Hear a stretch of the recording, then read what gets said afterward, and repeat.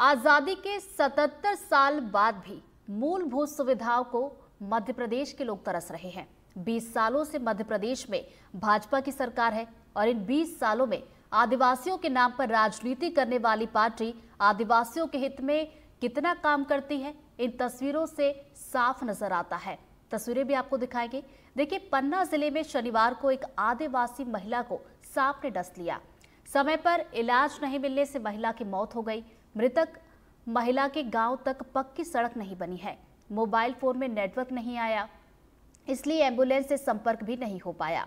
ऐसे में परिजन महिला को कंधे पर लेकर 5 किलोमीटर तक चले और आखिर में महिला की मौत हो गई। देखिए, पन्ना का ये पूरा मामला है और जैसा कि हमने कार्यक्रम का नाम भी रखा है, एक मौत सांप से या अभाव से, इसे समझने की यहाँ पर ज़रूरत है। क्योंकि देखिए, कई दफ़ा यही होता है कि अभाव होते हैं, समय पर इलाज नहीं मिल पाता है, जिसके चलते मरीज की जान चली जाती है। देखिए, अगर मामले की बात की जाए तो आपको एक बार ज़रा मामला भी समझा देते हैं। पन्ना के पवई क्षेत्र में आदिवासी महिला को सांप ने देखिए सबसे पहले काटा। शनिवार को इलाज नहीं मिला, जिसके चलते महिला की मौत हो गई। और तस्वीरें चलिए आपको जल्दी से दिखाते हैं। ये जो पूरा घटनाक्रम हुआ है पन्ना में, जहां पर महिला को सांप ने डस लिया और उसके बाद ये तस्वीर आप जरा गौर से देखिए। ये तस्वीरें कई सवाल भी खड़े करती है कि आखिर ये जो अभाव है मूलभूत सुविधाओं का, आखिर ये मूलभूत सुविधाएं कब पूरी होंगी? क्योंकि पहली दफा नहीं है, इसके पहले भी हमने देखा है, चाहे वो सिर्फ हम पन्ना की ही बात नहीं कर रहे, बल्कि मध्य प्रदेश के और भी अलग अलग जिलों की, शहरों की बात करें। हालांकि देखिए, पूरे देश में भी हम देखते हैं कई दफ़ा अलग अलग शहरों से इस तरीके की तस्वीरें आती हैं जो कई सवाल भी खड़े करती हैं। लेकिन देखिए, ये जो एक मौत है उस पर 5 सवाल एनडीटीवी भी उठा रहा है। ये 5 सवाल आप ज़रा देखिए कि पहला सवाल तो हम ये उठा रहे हैं कि पन्ना में महिला की मौत सांप काटने से या सिस्टम की कमजोरी से हुई है। दूसरा बड़ा सवाल ये है हमारा कि ग्रामीणों को जागरूक कर झाड़ फूंक के बजाय इलाज की सीख आखिर कौन देगा? तीसरा बड़ा सवाल ये उठता है कि एम्बुलेंस सेवा शुरू करने के साथ जरूरतमंदों तक इसे पहुंचाएगा आखिर कौन? वहीं चौथा बड़ा सवाल कि गांवों में इंफ्रास्ट्रक्चर कब इस हालात में होगा कि इस कारण जान न जाए? और पांचवा बड़ा सवाल जो एनडीटीवी उठा रहा है कि आए दिन ऐसा क्यों होता है कि समय पर स्वास्थ्य सुविधाएं मिलती ही नहीं है। इंतजार किया जाता है कि शायद वक्त पर स्वास्थ्य सुविधा मिल जाए, जिसके चलते जान बच जाए, लेकिन कई दफा ऐसा होता है कि स्वास्थ्य सुविधाएं जो है समय पर नहीं मिल पाती हैं, मूलभूत सुविधाओं की कमी हो जाती है और जिसके चलते लोगों को जान गंवानी पड़ती है। और इसी पर हम चर्चा करेंगे। हमारे साथ मेहमान जुड़ गए हैं, जल्दी से आपका परिचय करवा दें। डीएस रॉय हमारे साथ जुड़ गए हैं जो कि रिटायर्ड आईएएस है। डॉक्टर निमेश देसाई जी जुड़ गए हैं जो कि मनोचिकित्सक है। बिनु धीर हमारे साथ जुड़ गई हैं जो कि सामाजिक कार्यकर्ता, और इसके अलावा डॉक्टर ऋचा शर्मा भी हमारे साथ जुड़ गई हैं जो कि यशोदा अस्पताल से हैं, डॉक्टर हैं। उनसे भी हम बातचीत करेंगे। और सबसे पहले रॉय सर के पास मैं जाना चाहूंगी। सर, देखिए, एक सांप की वजह से मौत हो गई, अभाव यहाँ पर नजर आया, लेकिन बड़ी बात तो ये है ना कि अभाव को लेकर हम अक्सर बातें करते हैं, सुविधाओं को लेकर बातें करते हैं, सिस्टम लाचार हो चुका है, लेकिन बड़ा सवाल ये है कि आखिर इन सब जो अभाव है इनको कब दूर किया जाएगा ताकि इस तरीके की मौतें ना हो? देखिए, जहाँ तक सांप काटने का सवाल है, सांप के काटने का सवाल है, इसके विषय में इलाज कैसे किया जाए, इसके लिए भारत सरकार का एक नेशनल प्रोटोकॉल है। उसके अंतर्गत जो एंटी स्नेक वेनम जो इंजेक्शन होता है, ये इंजेक्शन सरकारी अस्पतालों में होना चाहिए। वस्तु स्थिति ये है कि पूरे भारतवर्ष में इस इंजेक्शन की जो कमी है, ये कमी है, इसके कारण तो प्रदेश को उतना कोटा मिल नहीं पाता। अब ये हर साल आपको ताज्जुब होगा, भारतवर्ष में 4 लाख लोग सांप काटने से मरते हैं और ये स्थिति 10-15 साल से लगातार वैसी ही बनी हुई है। तो आखिर भारत सरकार, प्रदेश सरकार जब जानती है कि हमारे यहाँ इतना सांप काटने की घटनाएं होती हैं, तो इसके विषय में इंतजाम क्यों नहीं करती? इसको रखने के लिए, इस इंजेक्शन को रखने के लिए और कुछ नहीं, एक फ्रिज की ज़रूरत होती है, रेफ्रिजरेटर की ज़रूरत होती है। तो इसके ऊपर मैंने थोड़ा काम भी किया है और ये भी कहा है कि यदि सब सेंटर जो होता है, उप स्वास्थ्य केंद्र, यदि उसमें फ्रिज ना हो, रेफ्रिजरेटर ना हो, तो आजकल तो गांव-गांव में किसी के पास फ्रिज होता है, उसके अंदर इंजेक्शन को रखा जा सकता है। सवाल उस मानसिकता की है जो स्वास्थ्य विभाग के कर्मचारियों में, अधिकारियों में, प्रशासन में और राजनेताओं में होना चाहिए, जिससे कि वो इस मामले को, इस समस्या को, सांप काटने के मामले को बहुत गंभीरता से लें और त्वरित इलाज कराएं। यदि डायल 100 है या 108 है या कोई इमरजेंसी एम्बुलेंस है, यदि वो समय पर नहीं मिलती है, उसको तो ब्लॉक मेडिकल ऑफिसर के पास CSC में खड़ा होना चाहिए। उनके पास मोबाइल रहता है और मोबाइल से लोकेशन बता दिया जाता है कि इस गांव में घटना हुई, तो फिर वो एम्बुलेंस वहाँ क्यों नहीं पहुँची, और यदि पहुँची। अब दूसरा एक सवाल आपने उठाया था झाड़ फूंक का। ये हमारे पूरे प्रदेश और देश की शिक्षा की कमी है कि आज भी लोग बच्चों को बीमार होने पर गर्म हंसिया करके दागते हैं, इलाज कराने के बजाय। खास करके आदिवासी क्षेत्रों में ये बात बहुत कॉमन है। तो अभी तक हम जागरूकता पैदा नहीं कर पाए। ये हमारी स्वास्थ्य शिक्षा प्रणाली की विफलता है और इसके लिए जिम्मेदार आदमियों के ऊपर कार्रवाई अवश्य की जाना चाहिए। डॉक्टर निमेश जी के पास मैं जाना चाहूंगी। डॉक्टर निमेश जी, जैसा कि रॉय सर ने भी कहा कि जागरूकता की यहाँ पर कमी है, तो आखिर जागरूकता के लिए किया क्या जाए? क्योंकि अभी भी हम देखते हैं कि लोगों में इस बात को लेकर अंधविश्वास होता है कि सांप ने काट लिया तो झाड़ फूंक कर दी जाए। ये जो सोच चली आ रही है, इसको बदलने के लिए क्या पहल आखिर होनी चाहिए? मैं राय साहब से बिल्कुल सहमत हूं कि जागरूकता बढ़ाने की जरूरत है, सिस्टम को और स्ट्रॉन्ग करने की जरूरत है। जहां तक इन मानसिकताओं का रूढ़िवादी विचारों का सवाल है, शारीरिक और मानसिक स्वास्थ्य दोनों में जब हम शहरों में और कस्बों में शायद कुछ हद तक पहुंच पाए हैं जागरूकता बढ़ाने में, दूर दराज में अभी भी ये मुश्किल है। और जो रूढ़िगत विचार है, पुराने विचार हैं, पुरानी भ्रांतियां हैं, वो ज्यादा हावी कर गई। जब तक शायद जनता को और परिवार को ध्यान आता है कि अब हमें कुछ डॉक्टरी रूप में करना चाहिए, तब लेट हो जाता है और तब इंफ्रास्ट्रक्चर की कमी हो जाती है। तो दोनों फैक्टर्स मिलके जन स्वास्थ्य के हिसाब से देखें, पब्लिक हेल्थ के हिसाब से, तो बड़ा दुखदायी है। मैं एक बात कहना चाहूंगा रितु जी, मैं अक्सर ये बात करता हूँ पिछले 2 साल में कि हमने महामारी के दौरान सामाजिक और सरकारी स्तर पे ऐसी सक्सेस दिखाई जो शायद दुनिया में कहीं नहीं हुई। लेकिन हमारी संस्कृति की ये भी एक वीकनेस है कि हम क्राइसिस को संभाल लेते हैं, उस क्राइसिस मैनेजमेंट को सस्टेन नहीं कर पाते। जो हमने कर्तव्य दिखाया महामारी में, ऐसे ही दूर दराज में वैक्सीन पहुंच गई, वैक्सीन एडमिनिस्टर हो गई, वो हम रूटीन में सस्टेन नहीं कर पाते। ये मुझे अभी तक बतौर डॉक्टर, बतौर पब्लिक हेल्थ एक्सपर्ट समझ नहीं आई बुरी हद तक। और मुझे लगता है हमारी कोशिश ये होनी चाहिए, जिस दिशा पे राय साहब ने हिंट किया, और मानसिकता को भी बदले दोनों। चलिए बिनू जी का भी रुख कर लेते हैं। बिनू जी, एक सवाल मेरा आपसे था, चूंकि सामाजिक कार्यकर्ता आप हैं, शहरों की बात करें, कस्बों की अगर हम बात करें, तो किस तरह की सुविधाओं का अभाव अभी भी नजर आता है? चूंकि आप सामाजिक कार्यकर्ता है, सुविधाओं की कमी अगर है तब भी आप आवाज उठाते हैं, अगर अंधविश्वास है तो इसमें भी जागरूकता लाने का काम सामाजिक संगठन करते हैं, तो किस तरह की चीजें आप जमीनी स्तर पर देखती हैं?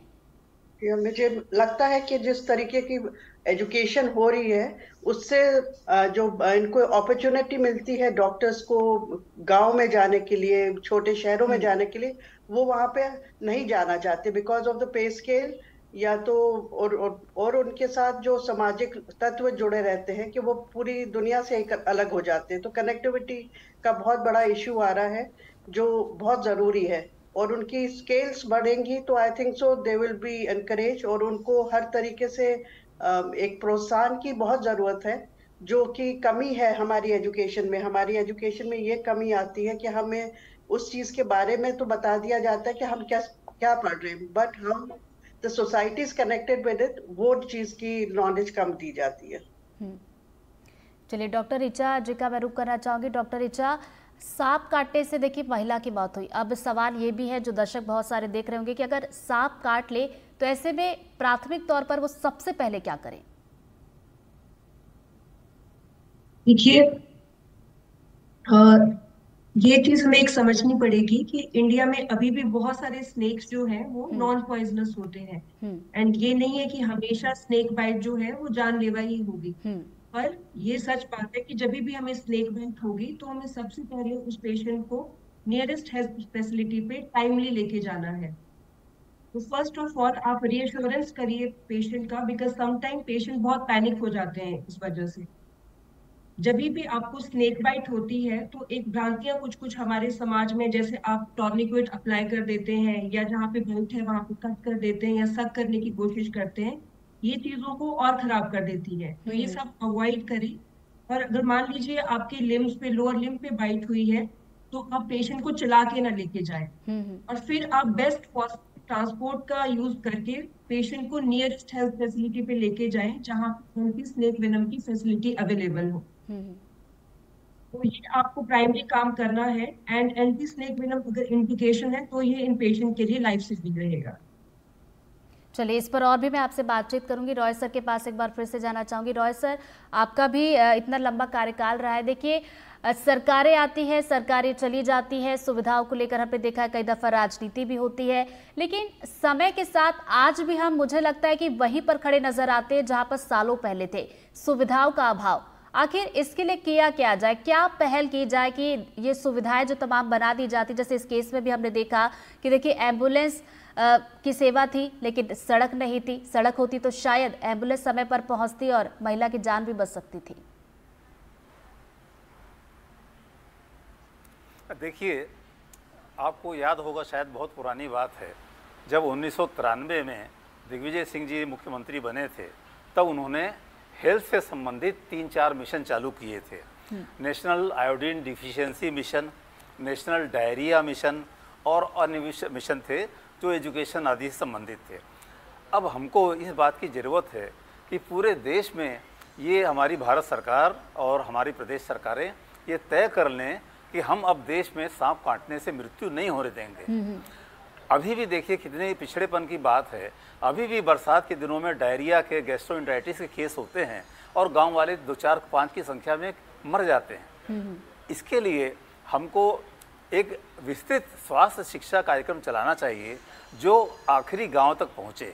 आपको इनको डॉक्टर्स को मालूम होगा कि पहले क्लोरीन टैबलेट्स और ORS सॉल्यूशन ये सब गांव-गांव में रखा जाता था और इसको बोलते थे डिपो होल्डर, जो गांव का ही आदमी होता था और सरकार के द्वारा दी गई इन दवाइयों को रखता था।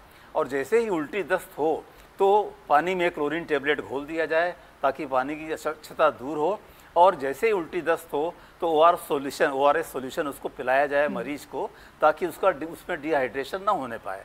ये व्यवस्थाएं थी पहले। अब मुझे मालूम नहीं कि आज की स्थिति में क्या है। जहाँ तक झाड़ फूक वाले इशू का सवाल है, मैं आपको बताना चाहूँगा कि 25 साल पहले मैं बैतूल में कलेक्टर था और बैतूल के में बहुत बड़ा आदिवासी इलाका है, प्रदेश के सबसे बड़े आदिवासी इलाकों में एक है। वहाँ के गांव वाले, जो गांव का झाड़ फूंक करने वाला बैगा होता था, उसके चक्कर में अस्पताल जाते ही नहीं थे और सरकारी दवाइयाँ भी नहीं खाते थे जब, और बहुत सारी मौतें हो जाती थी, खास करके गैस्ट्रोएंटेराइटिस से। तब मैंने पूरे जिले के जितने ऐसे झाड़ने फूकने वाले थे उनको बुलाया एक सम्मेलन में, हम लोग भी गए, डॉक्टर्स को भी बुलाया और मैंने उनको ये कहा कि देखिए, आप अपनी झाड़ फूंक जारी रखिए, परंतु सरकारी दवाई खाने के लिए मना मत करिए, या सरकारी दवाई इंजेक्शन नहीं लगवाना है इसके लिए मत कहिए। यदि पेशेंट अच्छा हो जाएगा तो इसका श्रेय हम आपको देंगे, परंतु हमारी सरकारी दवाइयाँ या सरकारी इंजेक्शन लगने के प्रति गांव वालों को आप डिस्करेज मत करिए। आपको मैंने पहले बताया कि आज भी जब बच्चों को गांव में कुछ बीमारी होती है तो वो जाते हैं झाड़ फूक वाले के पास और वो कहते हैं कि गांव देवता को दारू चढ़ाओ, गांव देवता को मुर्गा चढ़ाओ, और हंसिया गर्म करके बच्चे के पेट में लगाते हैं ताकि बच्चा ठीक हो जाए, जो वो नहीं होता। तो एक बड़े भारी मिशन की जरूरत है इसके लिए। पूरे देश में 4 लाख लोगों का मरना हर साल, ये कोई छोटी बात नहीं है। और भारत अपने आप को इतना विकसित राष्ट्र कहता है, तो इस समस्या में हम पीछे क्यों हैं? तो एक चेकलिस्ट होना चाहिए हर गांव में, जो ANM होती है, sub centre, public health centre, PSC पहले सब सेंटर होता था, वहाँ पर एक चेकलिस्ट होना चाहिए कि सांप काटने की स्थिति में क्या किया जाए, डायरिया होने की स्थिति में क्या किया जाए, मलेरिया होने की स्थिति में क्या किया जाए। और ये एजुकेशन हर स्वास्थ्य कार्यकर्ता, जो फील्ड वर्कर होता है, जो ANM या नर्स होती है, या जो आंगनवाड़ी की कार्यकर्ता होती है, दाई होती है, आशा कार्यकर्ता होती है, इन सब तक ये बात पहुंचाई जाए, तभी हम गांव-गांव तक इस मैसेज को पहुंचा सकते हैं। बिल्कुल सही बात कही आपने। निमेश जी के पास मैं जाना चाहूंगी। निमेश जी, एक सवाल ये भी आ रहा था मेरे मन में, क्या मेडिकल फैसिलिटीज की कमी है जिसके चलते लोग आज भी, उनका जो विश्वास है वो झाड़ फूक में बना हुआ है? क्योंकि कई दफ़ा आप देखते हैं गांव में, जैसा कि सर भी जिक्र कर रहे थे कि आज भी कई गांव ऐसे हैं जहां पर अगर सांप काट लिया जाए तो वो इस चीज़ में विश्वास करते हैं कि झाड़ फूक कर देंगे तो शायद जल्दी ठीक हो जाएंगे, और अस्पताल जाना वो थोड़ा सा अवॉइड करते हैं। सच बात यह है कि जैसे आप पूछ रहे हो और राय साहब ने कहा, दोनों इस केस में और बाकी जनरल पैटर्न में 50-50% देखा जाएगा। अंधविश्वास है, गलतफहमियां है एक तरफ, दूसरी तरफ स्ट्रक्चर की कमी है, सरकार और सरकारी सिस्टम उतनी जल्दी से पहुंच नहीं पाता है। तो दोनों बातों को हम स्वीकार करें। जो राय साहब ने कहा उसे हम अगेन एक बार फिर कहूं, सहमत हूं कि हमें उन ट्रेडिशनल हीलर से जिनका आदिवासी समाज में और गांव के समाज में एतबार विश्वास बना हुआ है, उनसे तालमेल बनाना पड़ेगा कि भाई आप भी अपना काम करो लेकिन हमें मदद करो हमारा साइंटिफिक वर्क करने में, डॉक्टरी जो एक्सपर्टीज है। मुझे दुख ये होता है रितु जी कि जहां कुछ मेडिकल कंडीशंस कॉम्प्लिकेटेड है, जहां एक्सपर्ट हेल्प नहीं पहुंच सकती। जैसे राय साहब ने 2 बार कहा, ये ऐसी स्थिति है जहां मेडिकल साइंस इजीली अवेलेबल है, फ्रिज में रखा हुआ इंजेक्शन वो दिया जाए, और ये जो इंस्ट्रूमेंट है ये हर कोने में पहुंच चुका है। इस्तेमाल क्यों नहीं हो पाता मुझे नहीं पता अभी तक। बिल्कुल, वीडियो कॉल से और वहां इंजेक्शन रखा हुआ एडमिनिस्टर कर दिया जाए। तो कुछ स्वास्थ्य समस्याएं ऐसी हैं जहां विज्ञान ने हल ढूंढ लिया है, उसको सिर्फ सही जगह तक पहुंचाने का हमारी जो तैयारी है वो होनी चाहिए। बाकी कॉम्प्लिकेटेड मेडिकल कंडीशंस में फिर भी हमारा काम मुश्किल है। तो एक बार फिर कहूंगा, अंधविश्वास और गलतफहमियां एक तरफ और स्ट्रक्चर का फेलियर दूसरी तरफ, दोनों मुझे लगता है जिम्मेवार है। चलिए बीनू जी के पास चलते हैं जल्दी से। बीनू जी, जो कि सामाजिक कार्यकर्ता है, तो देखिए समाज में आप क्या देखते, क्या मेडिकल फैसिलिटी की बात की जाए तो इसको लेकर लोगों में जागरूकता नहीं है कि भाई अगर सांप ने काट दिया है तो आपको क्या करना है सबसे पहले, या फिर इसके अलावा अंधविश्वास को लेकर, जैसा कि हम बार बार जिक्र कर रहे हैं, तो अंधविश्वास को लेकर लोगों में जागरूकता की कमी यहाँ पर नजर आती है? बिल्कुल, इवन अर्बन एरियाज में भी मुझे लगता है ये कमी है। लोग अभी भी अंधविश्वास पे जी रहे हैं, बहुत सारे लोग, और ये नहीं जानते कि मेडिकल एड बहुत जरूरी हो जाता है। इमीडिएटली जो आपको हेल्प करेगा वो मेडिकल एड डॉक्टर्स ही करेंगे, तो वो बहुत जरूरी है। तो ये हम शिक्षा देते भी है, हमने बहुत सारे आंगनबाड़ी में अडॉप्ट करे हुए हैं जिनमें हम जाके ये बताते हैं कि चीजें फर्स्ट एड के लिए ठीक है आप करेंगे, अंधविश्वास को देख के नजरअंदाज नहीं करिए। हम लोग के घर की मेज जो आती है वो भी यही कहती है, बल्कि हम शहरों में रह रहे हैं बट वो जब जाती है कि हमारा ये फूंक देंगे ये वो ठीक हो जाएगा, तो वो चीजें उनको हम समझाते हैं। हम लोग जो हम लोग लेडीज घर में हैं या जो हमारी मेड्स हैं, जो सर्वेंट्स हैं, उन्हीं से शुरुआत करें कि अंधविश्वास पे ना जाए। मेडिकल एड बहुत जरूरी है, जिस चीज के लिए आप दूसरा चीज करते रहें लेकिन मेडिकल एड जरूर ले। और हमें अपॉर्चुनिटी मिली, अब ये लकी कि इंडिया इतना रिच कंट्री है और उसके ऊपर सब बहुत सारे काम भी हो रहे हैं, साइंटिस्ट इतने अच्छे हैं हमारे, तो दे वर्किंग ऑन इट। तो सब लोग उस पर मिलकर अगर हम लोग भी एक एक घर से भी एक एक जना एक को एजुकेट करे कि मेडिकल एड जरूरी है, मेडिकल साइंस जरूरी है, तो वो समझ पाएंगे। आई थिंक सो ये हमारी तरफ से कोशिश है। तो दैट इज हम प्रयत्न करते रहेंगे आगे भी कि शिक्षा दें और उस पे लोग अपील करें।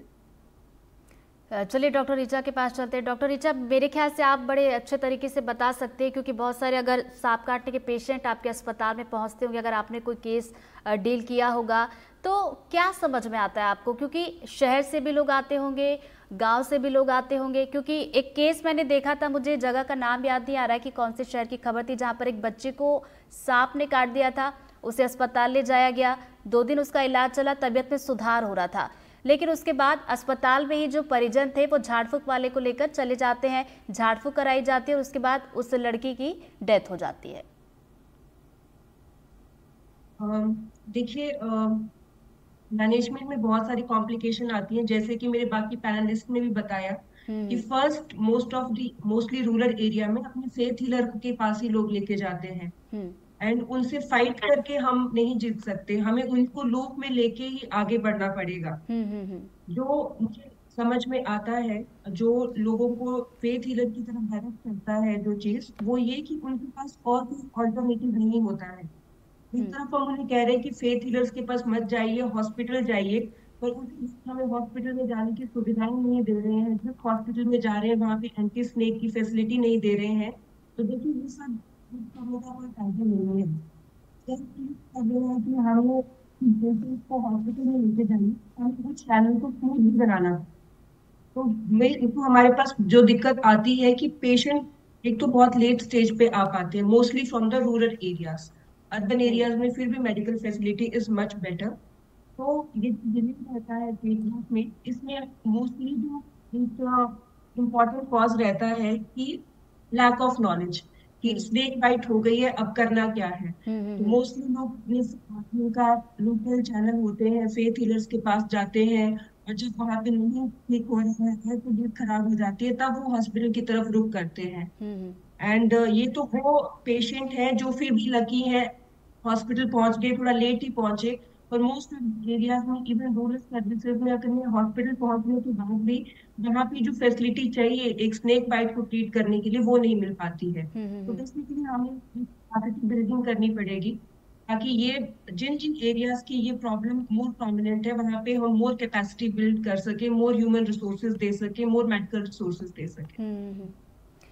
निवेश जी, एक सवाल मेरा आपसे था, जागरूकता को लेकर हम बातचीत कर रहे थे और भी मेहमानों से हमने बातचीत की, तो जैसा कि ये बात सामने निकल कर आई कि आज भी वाकई में ये सच्चाई है कि लोग जागरूक नहीं हैं।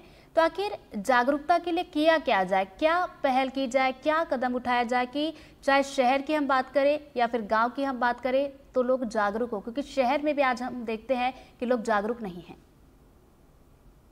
जो बीनू जी जैसे सामाजिक कार्यकर्ता और बहुत सारे एनजीओ कर रहे हैं, वो जाहिर है अभी अधूरा पड़ रहा है। तो एक तो अप्रोच वो है जो राय साहब ने कही, वो कि हमें उन हीलर्स को, जो ट्रेडिशनल हीलर्स है, उनको बुला के उनके साथ वार्तालाप करके हमें समन्वय बनाना पड़ेगा, एक बात। दूसरा, मुझे लगता है ये क्यों नहीं हो रहा, मुझे समझ नहीं आ रही अभी तक। Best proof is a proven case. भाई, अगर मेरे परिवार में, गांव में, अगर एक व्यक्ति सांप के मरने के, काटने के बाद या और किसी ऐसी बीमारी से ठीक हुआ, तो वो बात फैलाई क्यों नहीं जाती है। जितनी आसानी से अंधविश्वास और गलतफहमियां फैलती है, उतनी आसानी से कम उसकी आधी इफेक्टिवनेस से हम पॉजिटिव बातें क्यों नहीं पहुंचा पा रहे हैं। ये एक विडंबना है, क्यों नहीं पहुंचा पा रहे हैं। यही से एक सवाल मेरे मन में आया। निवेश जी, बीनू जी भी हमारे साथ जुड़ी है, तो मेरे ख्याल से बेहतर तरीके से वो इसका जवाब दे पाएंगी कि आखिर क्यों लोग विश्वास नहीं कर पा रहे मेडिकल फैसिलिटी पर, और क्यों अंधविश्वास की तरफ जा रहे हैं, और जागरूकता आखिर क्यों लोगों तक नहीं पहुंच रही है। मिक्स, एक कॉम्प्लेक्स आ गया है बीच में, जैसे राय, जैसे कॉम्प्लेक्स राय जिसको बोला जाता है, विचारों को, जहाँ रिलीजन भी आ रहा है, अंधविश्वास भी आ रहा है, धर्म भी आ रहा है। तो लोग बहुत आजकल की दुनिया में बहुत कंफ्यूज हो गए, बिकॉज एक जो धार्मिक बोलते हैं कि वो उस तरीके से भी वो कनेक्टेड हो जाते हैं, और इसीलिए वो अंधविश्वासों में की तरफ भागते हैं। तो मुझे लगता है कि जो रिलीजन है या हमारी रिलीजियस वैल्यूज हैं, उनको भी हमें क्लियर करना चाहिए कि ये चीजें, इनसे कोई भी ताल्लुक नहीं रखता है कि हमने ये कुछ करा है तो इसका प्रभाव हम पे, इस पे पड़ रहा है। ये एक अनहोनी है जो चीज हुई है, एक एक्सीडेंट है, तो उसको किस तरीके से हील करना है, ये ऑब्वियसली जिस तरीके से हम लोग डिस्कस कर रहे हैं कि हमारी दोनों चीजों को लेके हमें समाज को थोड़ा सा पुश करना पड़ेगा, और वर्बली भी हमें वोकल होना पड़ेगा बहुत ज्यादा। बिल्कुल सही कहा आपने। और देखिए, एक सांप को लेकर जैसा कि हमने कार्यक्रम का नाम भी रखा था कि अभाव से या फिर सांप से ये मौत हुई है, तो देखिए दोनों चीजें नजर आती है। सांप काटने की वजह से तो मौत हुई है, लेकिन अगर सही समय पर व्यवस्थाएं हो जाती, सुविधाएं दुरुस्त होती, तो शायद महिला की जान बच जाती। बहुत बहुत शुक्रिया आप सभी का हमारे साथ इस कार्यक्रम में जुड़ने के लिए।